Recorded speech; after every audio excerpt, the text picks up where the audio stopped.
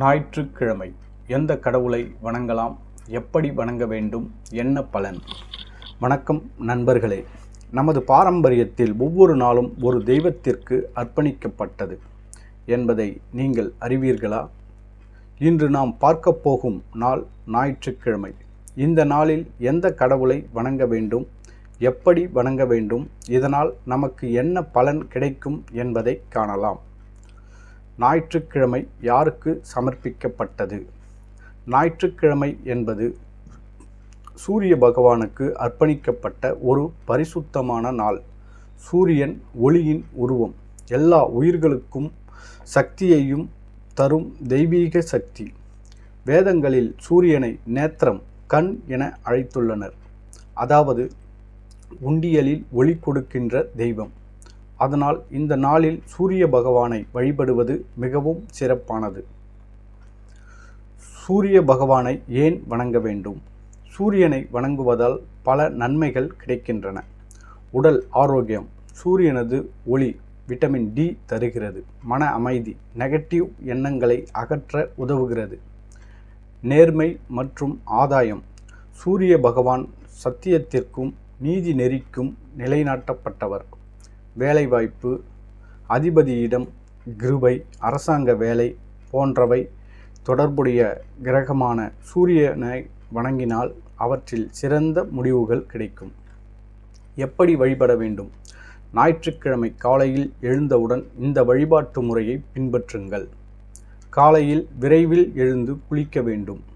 சூரியனை நோக்கி நமஸ்காரம் செய்த பின்பு சூரிய நமஸ்காரம் 12 செய்தால் நன்றாக இருக்கும். அதன் பிறகு சூரிய பகவானை அழைக்கும் மந்திரம் ஓம் சூர்யாய நம என்ற மந்திரத்தை 108 முறை ஜபிக்கலாம். ஒரு சிறிய கும்பத்தில் நீரை வைத்து அதில் சிவப்பு மலர், குறுக்கால் பச்சை மற்றும் அருக்கு இலை வைத்து சூரியனுக்கு அர்ப்பணிக்கலாம். சிலர் சூரிய பகவானுக்கு சர்க்கரை பொங்கல் சமைத்து நெய்வேத்தியமாக சமர்ப்பிக்கவும் செய்கிறார்கள். இவை அனைத்தையும் மனமாற்றத்துடன் செய்து முடித்த பிறகு ஒரு சில நிமிடங்கள் அமைதியாக சூரியனை தியானிக்கலாம். யார் வணங்க வேண்டும்? சூரிய பகவானை வணங்குவது யாருக்கு சிறந்தது? அரசியல் தொடர்புடையவர்கள், அரசு வேலைக்கு முயற்சிப்பவர்கள், மாணவர்கள், ஒருமுக சிந்தனையை வளர்க்க, ஆரோக்கிய சிக்கல் உள்ளவர்கள், குறிப்பாக கண் தோல் சம்பந்தமானவர்கள், ஒளி விழா புகழ் பெற விரும்புபவர்கள். சூரிய பகவானின் கிருபையால் வாழ்க்கையில் ஒளியும் ஒழுக்கமும் தங்கும்.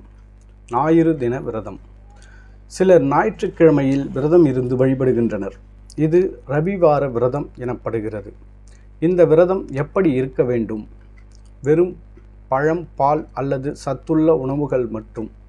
தினமும் சூரிய மந்திரம், சிவப்பு துணி, சிவப்பு மலர் கொண்டு பூஜை. இரவில் ஆதிதேவ சூரிய பகவானுக்கு நன்றி கூறி தூங்குதல்.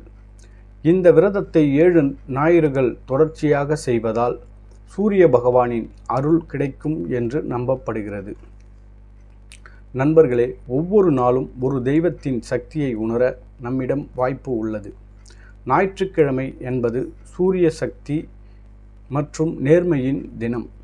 சூரிய பகவானை மனமார வணங்குங்கள். நிச்சயமாக உங்கள் வாழ்க்கையில் ஒளியும் ஒழுக்கமும் பிறக்கும்.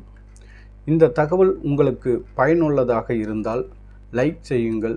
உங்கள் கருத்துக்களை கீழே பதிவு செய்யுங்கள். மற்றும் மேலும் இந்த மாதிரியான ஆன்மீக வீடியோக்களுக்கு சப்ஸ்கிரைப் செய்யுங்கள். நன்றி.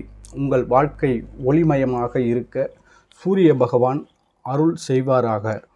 நன்றி, வணக்கம்.